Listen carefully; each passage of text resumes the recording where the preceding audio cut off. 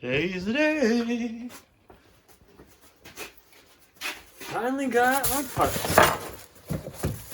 Let's rebuild this engine. A clean-ish towel. Perfect. Alright. So, after cleaning everything and measuring and waiting for too long, finally have what I need. Left case bearing set, standard rod bearing set. Left case is standard as well. And the right case bearing set, also standard. Those are the sizes I determined for measuring.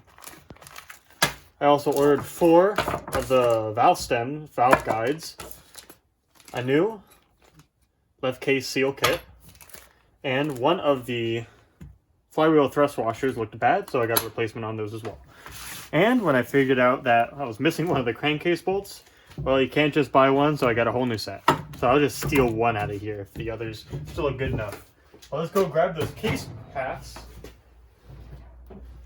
So, cam chest cover.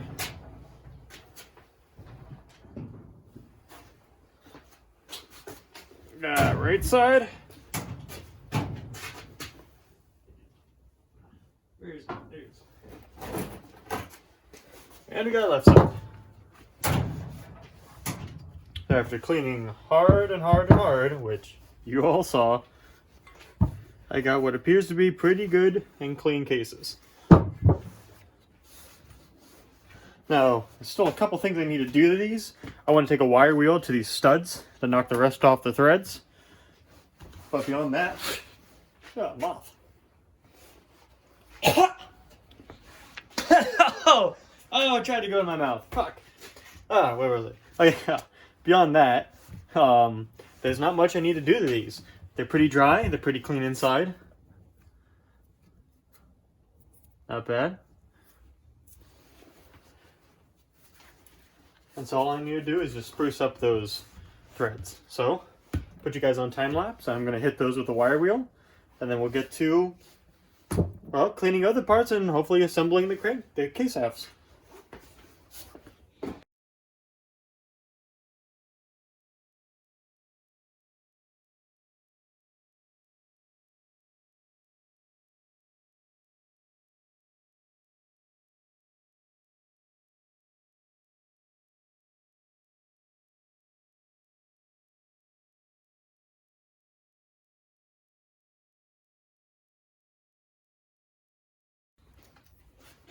Alright, I got the threads that I wanted to get cleaned up now. Next things we got to do is to just make sure all the passages are clear, grab the other components, clean them, and then we can start assembling. I need to get my cages for the old roller bearings and clean those out. I only ever bought the sets, you know, the raw rollers themselves, not the cages, because my cages looked fine. They just need a little cleaning up, and it's cheaper this way. But also the cages looked fine, you know, not trying to be cheap, but using all the original parts I can is kind of nice. So, get all those pieces out, clean them up, and work towards assembling everything.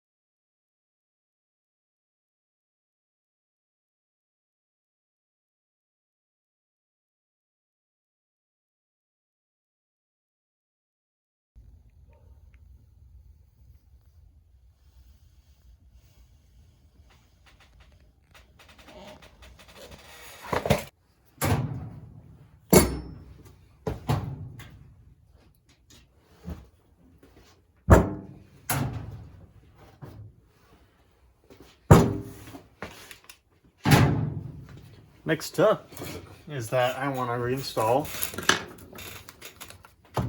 Flywheel thrust washer. which go on the insides here. This one was fine, so that wasn't the problem. On the other one, this one has a groove in it, deep groove. So this is the one I want to replace. These are kind of hard to get out because basically, well, let me bring you in close and then you can really see it. Right now you can really see it. See this deep groove? It's got to be a couple thou at least. That's when where the cage has just been rubbing against it. Which, well, happens. That's why there's a thrust washer here anyway. But you see you have this washer inset, and then there's these pins here, little straight upsets of metal and 1, 2, 3, 4 of them, and those little pins hold this in place. So what Bill Palmer's book says to do is to drill a little hole right next to it and try to get a pick underneath and pick it out. So, well, that's what we're going to try to do. You can drill through these. These are hardened steel, but these flywheels are just cast iron, or they're a lot softer. So that's what we're going to try.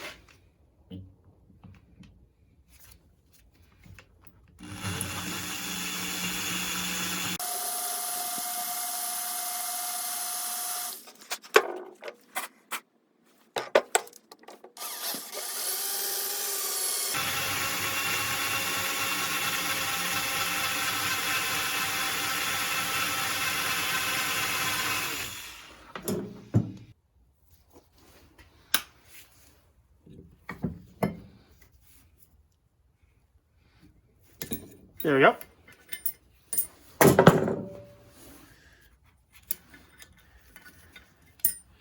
Oop, gotta undo that nut.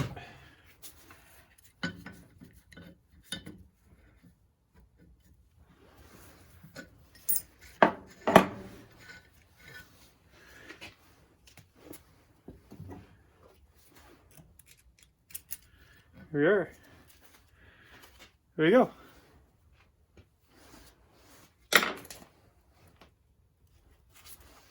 Now we can take this old one. You see how badly it's worn. We're going to replace it with a new one. Compliments of 45 Restoration Company. Most of my parts come from these guys. They're great. Customer service, excellent. I always recommend them.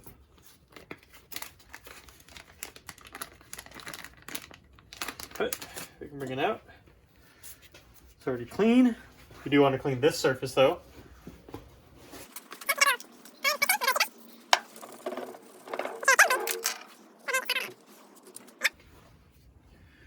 Should be able to take this and drop it in place.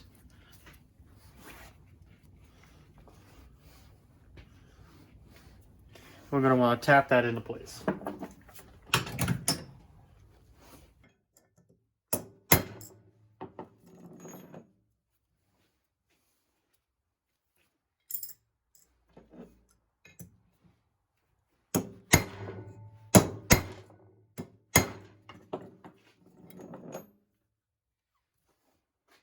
Alright, that feels pretty good. There's some flush. It's not going any farther. So now I'm going to upset the surface here with a punch to retain this like they did before. Interestingly enough, I have a punch that's actually kind of like the little straight mark they made before. So yeah, it's actually going to come in pretty handy. I'll just do them very close to the original ones.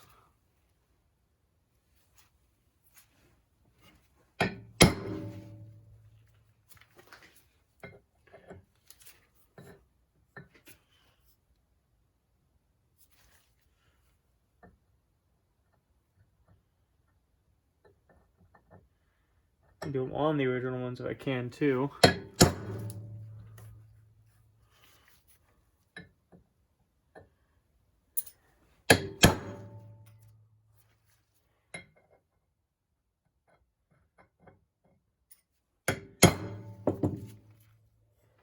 There we go.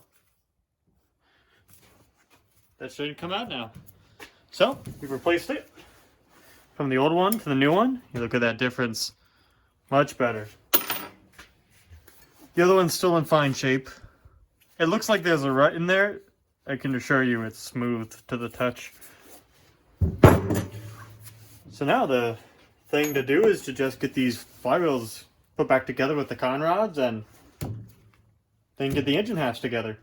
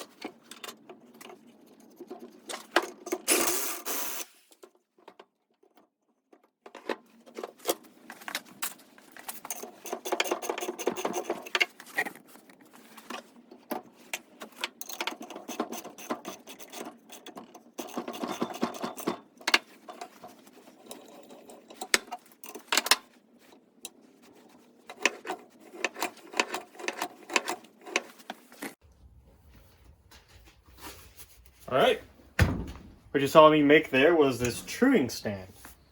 Now what we have to do when we actually put these flywheel halves together again is we have to true it up. Because if the flywheels are off, say like this or like this, what is a good visual demonstration? Let me grab some props.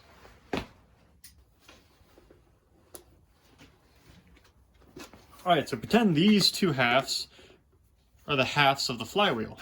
You know, two circles, and they're connected here. But and they spin on their center axis. But if they're off like that, so they're still pinned, exaggerated, they're still pinned on that same pin, the short piece that runs between them that connects the con rods. But now you can see they're out around with each other. They're not concentric to each other. And that's the problem. So if this side is theoretically held firm, this side, the whole bearing end is going to wobble out of round. And we can't have that. So what this is this is just a truing stand. These things are originally turned between centers. So just two whole centers like that. And then they're machined out. And this is basically the version that Harley has in their manual, which I'll show a picture of here.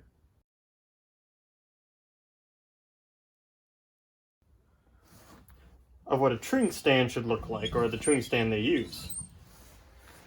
In this case, I just built it from the actual engine stand that I already had lying around. Turned out to be a good enough length to actually hold this.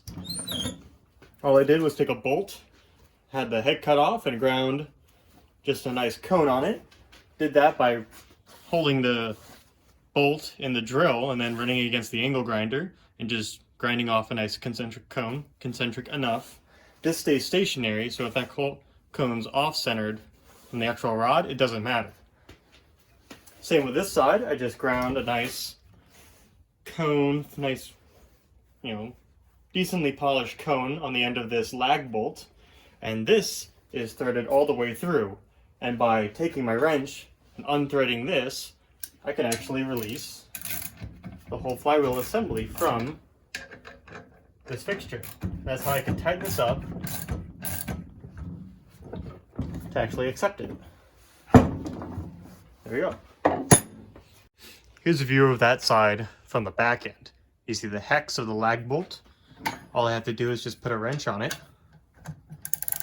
turn it, and that will turn that screw in or out. Easy. So now that I have this, well, how am I actually going to measure it? Well, the key to anything for measuring is the actual instrument itself. In this case, just went down to Harbor Freight and I picked up a dial indicator. I usually have access to these for my work, but, well, due to the virus going around, I'm working from home and I can't actually get access to these right now. In fact, I was going to do all this at the lathe at my work. I was just going to have 2 centers and then just run the flywheel there and then true it up on that. But I can't do that now. So all you need to do is just take this dial indicator, we'll just mount it so we can measure it against the surfaces we want to measure, which will be this bearing surface here, this bearing surface, and this bearing surface on this side.